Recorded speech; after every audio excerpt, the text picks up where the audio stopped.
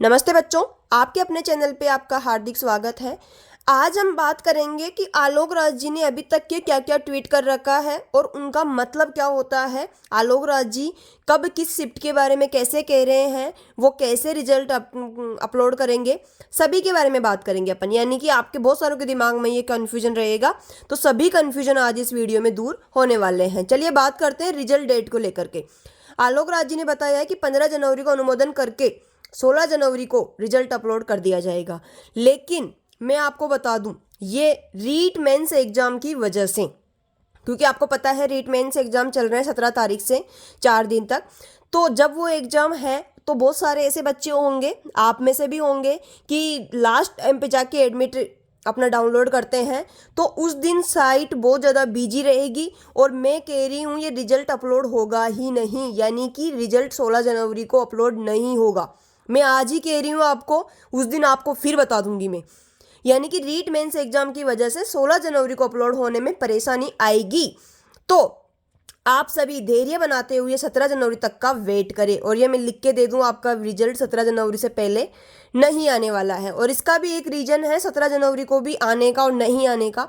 आने का रीजन तो ये रहेगा कि अगर 15 जनवरी को बोर्ड मीटिंग होती है, 15 जनवरी को बोर्ड मीटिंग होती है, और बोर्ड मीटिंग होने के बाद में अगर रिजल्ट का अनुमोदन का मतलब होता है उसको सहमति दे दी जाती है कि आप अपलोड कर सकते हो, तो उसके बाद ही रिजल्ट 16 को तो वैसे भी साइट बिजी रहेगी, तो 17 को आ पाएगा अगर बोर्ड मीटिंग होती है। तो अगर बोर्ड मीटिंग नहीं होती है तो आपका रिजल्ट नहीं आ पाएगा।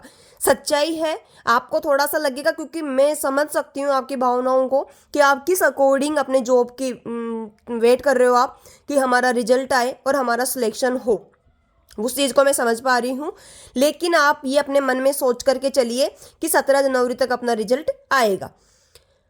अब आगे रिजल्ट आपका तैयार हो गया है, वैसे रिजल्ट आपका 100% तैयार हो चुका है, अब इसमें कोई कन्फ्यूजन नहीं है। आगे हैं अब उस दिन कौन कौन से रिजल्ट आ सकते हैं, चतुर्थ श्रेणी का, प्लाटून कमांडर का और ड्राइवर और परिचालक के। ये रिजल्ट भी 16-17 जनवरी को आने की पूरी संभावना है। चतुर्थ श्रेणी के साथ में ये रिजल्ट भी आएंगे। आलोक राज जी ने यह भी बताया कि जब तक मैं नहीं कहूं साइट पर चेक मत कीजिए। अब इसका मतलब आप समझ जाइए, आलोक राज जी ने जब ये कहा है कि जब तक मैं नहीं कहूं आप साइट को बार बार चेक मत कीजिए, यानी कि उनको खुद को भी नहीं पता अभी तक तो कि 15 तारीख को बोर्ड मीटिंग होगी या नहीं होगी। अभी तो वो खुद भी इस चीज़ को लेकर के कन्फ्यूज है। तो वो बच्चों को बता रहे हैं कि आप तो धैर्य बना के रखिए, जब मैं कहूँ तभी आप चेक करना। यह भी कहा है कि 15 को ही कट ऑफ तो जारी कर दूंगा, यानी कि कर दी जाएगी या कर दूंगा 15 को ही। यानी कि उन्होंने कहने में तो ये भी कहा है कि 15 जनवरी को ही क्या है, अब कट ऑफ पता चल जाएगी आप लोगों को। कट ऑफ के मैंने अच्छे से वीडियो बना रखे, फुल एनालिसिस करके। बहुत सारे बच्चे सहमत है और बहुत सारे बच्चे असहमत है, लेकिन ये आपको पता चल जाएगा जब रिजल्ट आएगा कि मेरी कट ऑफ क्या थी और मैंने कितनी परफेक्ट तरीके से आपको एनालिसिस करके बताया है। जो कल आपको पता है भर्ती में 14 संशोधन हुआ था, तो वो एमबीसी पदों का वर्गीकरण लेकर के हुआ था, वो आपको अच्छे से पता है कल, क्योंकि दोबारा अपलोड कर दी गई थी, अपडेट कर दी गई थी ये। चलिए आगे बात करते हैं पदों की वृद्धि को लेकर के क्या कहा है आलोक राज जी ने। तो आपको पता है कि आलोक राज जी ने साफ साफ कहा है कि पदों की वृद्धि को लेकर मुझे कुछ नहीं पता, मेरे पास कोई बात नहीं आई है। आलोक राज जी ने ये साफ साफ कहा है कि पदों की वृद्धि को लेकर के मेरे पास में कोई इन्फॉर्मेशन नहीं। यानी कि जो ये बाकी यूट्यूब वाले आज दिन तक कहते आए ना, पदों में वृद्धि होगी, पदों में वृद्धि होगी, मैंने आज दिन तक नहीं कहा कि पदों में वृद्धि होगी, क्योंकि ये फालतू के व्यूज लाने के चक्कर में ये बात बोलते रहते हैं कि पदों में वृद्धि होगी। तो उन्होंने कहा है कि मुझे तो इस बारे में पता भी नहीं है कि बाहर ये बात चल रही थी कि पदों में वृद्धि होगी। तो ये आप देख लीजिए। अब आपके दिमाग में अगर कोई डाउट है तो बाहर निकाल दीजिए। कोई कह रहा है वहाँ चलो, कोई कह रहा है वहाँ चलो, कहीं जाने की ज़रूरत नहीं है। आपकी पोस्ट वही रहेगी जो पहले थी, कोई पदों में वृद्धि नहीं हुई है। मतलब ये कन्फर्म है कि पदों में वृद्धि नहीं होगी। अब रिजल्ट तैयार हो चुका है, उन्होंने साफ साफ कहा है कि अब रिजल्ट तैयार हो चुका है, कुछ भी संशोधन नहीं होगा। जो संशोधन होना था वो हो चुका है, क्योंकि एमबीसी में कुछ ना कुछ गड़बड़ थी थोड़ी, तो उनको जो लगा उन्होंने सही कर दिया, उनके पास में बात पहुंची। लेकिन ये पदों की वृद्धि को लेकर उनके पास में कोई बात नहीं पहुंची है। अब सबसे बड़ी बात अपन बात करते हैं नॉर्मलाइजेशन अपडेट, कि नॉर्मलाइजेशन कैसे होता है। बार बार ये क्वेश्चन आता है कि 6 शिफ्ट में एग्जाम हुए तो नॉर्मलाइजेशन कैसे होगा। आलोक राज जी ने साफ साफ कहा है कि अपने तो यहाँ पर सिर्फ 6 पारियों में एग्जाम हुआ है, बाकी जो एसएससी वगैरह ये हैं उनके तो 15-15, 20-20 दिन तक एग्जाम चलते हैं, तो वो भी तो नॉर्मलाइजेशन करते हैं। तो इन्होंने वही फॉर्मूला अपनाया है इक्वल परसेंटाइल का।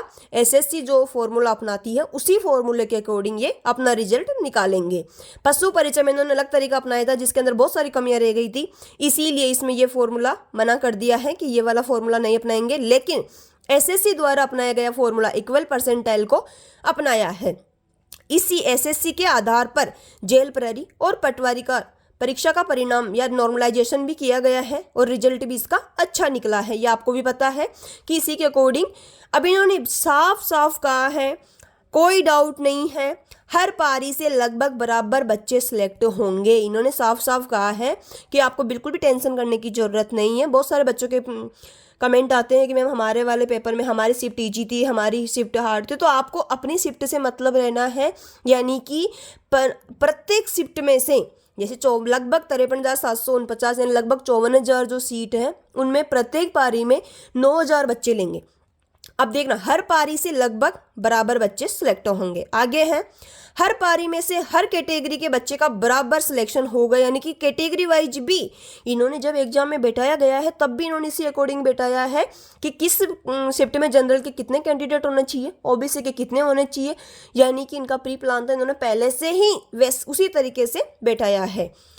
जैसे कह सकते हैं कि जनरल, सबसे पहले बात करते हैं अपन जनरल की, तो प्रत्येक पारी में से जनरल के लिए अगर 2 गुना की जो कट ऑफ आती है ना तो उसमें 6,000 बच्चों का सिलेक्शन होगा, यानी कि प्रत्येक पारी में से जनरल के कितने बच्चों का सिलेक्शन होगा, 6,000। जैसे 6,000 इंटू 6 तो 36,000, यानी कि टोटल अगर अपन बात करें कि 2 गुना में जनरल कैटेगरी के पूरे शिफ्ट में 6 की 6 शिफ्ट में मिलाकर के कितने बच्चे सिलेक्ट होंगे, 36,000। पोस्ट कितनी है जनरल की, 18,015 लगभग। ओबीसी की अपन नॉन टीएसपी एरिया की बात कर रहे हैं। ओबीसी की अगर अपन बात करें तो प्रत्येक शिफ्ट में से लगभग 2 गुना की कट ऑफ में 3100 बच्चे सिलेक्ट होंगे। अब 3100 इंटू 6 करेंगे तो वह 18,400, यानी कि मतलब हर शिफ्ट में से 6 की 6 शिफ्ट में से टोटल ओबीसी के बच्चे कितने सिलेक्ट होंगे, 18,400। पोस्ट की अगर अपन बात करते हैं तो 9,275 पोस्ट है ओबीसी की। ईडब्ल्यूएस की अपन बात करते हैं तो प्रत्येक शिफ्ट में से 1,700 बच्चे लेंगे ईडब्ल्यूएस के। अब आप देख लीजिए अपनी अपनी कैटेगरी में कि आपके कितने नंबर बन रहे हैं। क्या आपकी रैंक अपनी कैटेगरी में 1,700 तक भी नहीं आएगी? ये 2 गुना की कट ऑफ है, यानी कि 2 गुना के बारे में बताया जा रहा है। अगर फाइनल की अगर अपन बात करें तो 18,000 का सिलेक्शन होगा और ओबीसी में 9,000 का होगा और ईडब्ल्यूएस में 5,023 बच्चों का सिलेक्शन होगा फाइनल के अंदर। एमबीसी की बात करते हैं तो 800 बच्चों का, प्रत्येक शिफ्ट में से 800 बच्चे का सिलेक्शन होगा। 8 इंटू 6 4800, प्रत्येक शिफ्ट में से 800 लेंगे और 6 शिफ्टों में टोटल 4800 बच्चों का सिलेक्शन होगा। और पोस्ट कितनी है, 2418। आगे बात करते हैं अपन एससी कैटेगरी की, तो आपको पता होना चाहिए कि प्रत्येक शिफ्ट में से 2300 बच्चे लेंगे 2 गुना के अंदर। अब आप ये मत कीजिए अधूरा देखते हैं और अधूरा कमेंट करते हैं, ये मैं 2 गुने की बात बता रही हूँ, 2 गुने में सिलेक्शन होगा, ये 1 गुना का नहीं है, 2 गुना का सिलेक्शन है, यहाँ पर लिखा है मैंने। तो एससी के अंदर 2300 बच्चों का सिलेक्शन होगा प्रत्येक शिफ्ट में से। और इनकी पोस्ट की अगर बात करते हैं तो अपनी 6,950 है। एसटी की अगर अपन बात करें तो 1,880 बच्चों का सिलेक्शन होगा प्रत्येक शिफ्ट में से, 1,880। यहाँ पर आप लिख सकते हैं 2 गुना की कट ऑफ है प्रत्येक शिफ्ट में, प्रत्येक शिफ्ट कैटेगरी वाइज।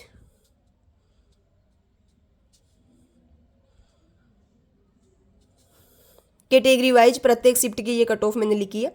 एसटीसी से प्रत्येक शिफ्ट में 1880 बच्चे होंगे।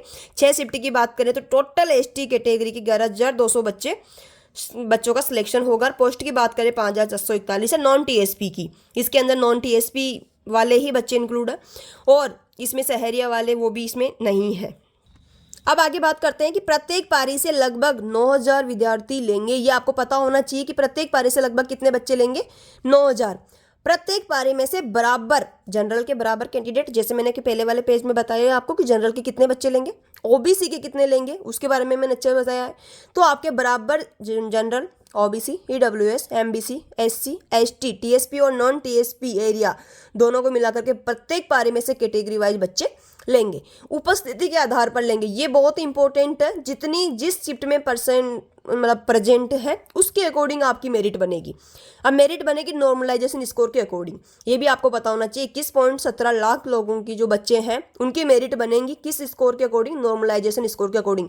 इसमें कुछ बच्चों के ऊपर भी जाएंगे तो कुछ बच्चों के नीचे भी आएंगे।